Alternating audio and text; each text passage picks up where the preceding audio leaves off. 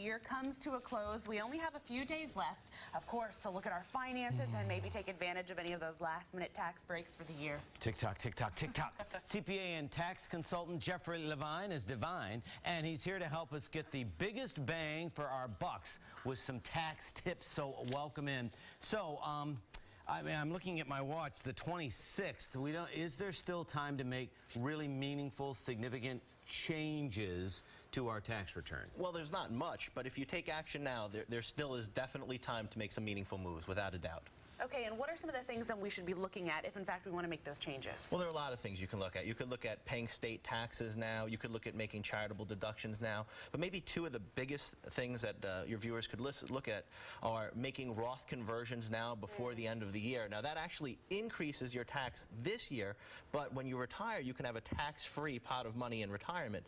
The other thing is looking about when you're selling your investments. So you may want to sell them this year. Perhaps they're at a loss, so you can write them off against gains and net out and pay less tax. Or maybe if you have a gain, maybe you wait a few days and sell it January 2nd instead, because now you're not going to pay that tax until 2015 when you pay your tax bill. Okay. When you're talking to people, how many minutes in till they start getting that glazed look of fear in their eye? Just do it. Are you telling me people don't like to talk about taxes? I refuse to believe that. Well, you just mentioned, obviously, some home run things we could do with the converting a Roth, doing this, doing that. I mean, is it legitimately, can we feasibly do that in just the few days that we have left? Well, selling investments, it's going to depend on where you have them. A lot of people can just go online these days and sell whatever investments they have in their portfolio. In terms of making a Roth conversion, one of the great things about it, and one of the things that most people don't know, is that in order to be considered a 2013 Roth conversion, in other words, taxed this year, all the money has to do is leave the distributing account this year. So it doesn't actually have to get to the Roth IRA this year. It could get there in 2014 within a 60-day window, but it can, as long as it leaves this year, you're so good. literally on the 31st, you can transfer it out. And That's right. It can leave the 31st, it get in there, let's say February 1st into the Roth IRA, still a 2013 Roth IRA conversion. Just don't have FedEx or UPS. Delivery won't get there on time. Okay, so we only have a couple of days left really for this year, but what should we start thinking about for next year? Well, get yourself organized. That's one of the biggest things.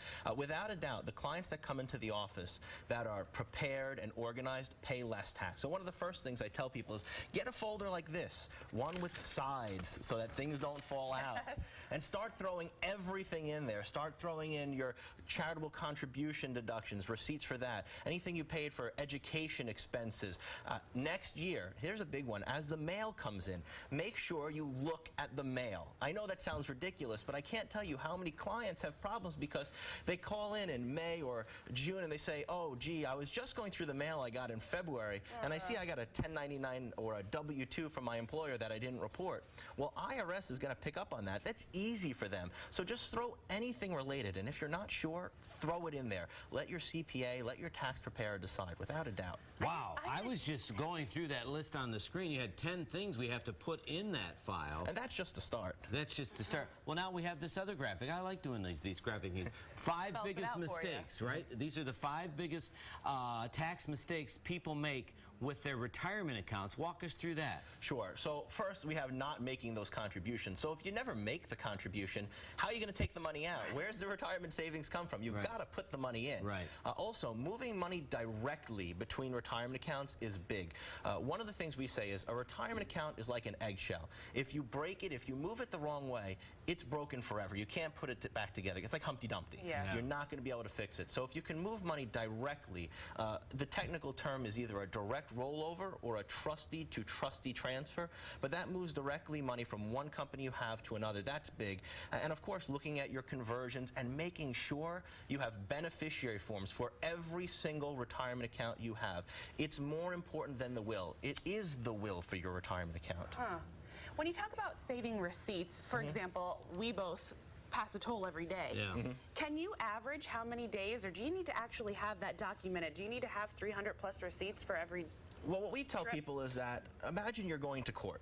and you're sitting down and, you know, the attorney's asking you questions. You want to be able to have exact information for that attorney. And if IRS comes in, they audit you, you want to be able to show your receipts, your deductions, substantiate everything. The more you can substantiate, the better. Okay. But I want to follow up on that. What if you can't?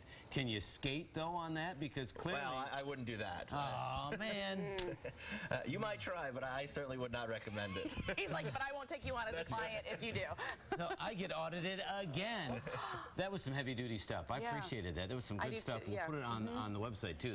Those were good, comprehensive lists. Yeah. So thank you, Jeffrey Levine, for all the great tax tips. Well, thanks for having me, and happy birthday. Oh, you're sweet. Thank you. I appreciate that. Can you write off a gift? No, no.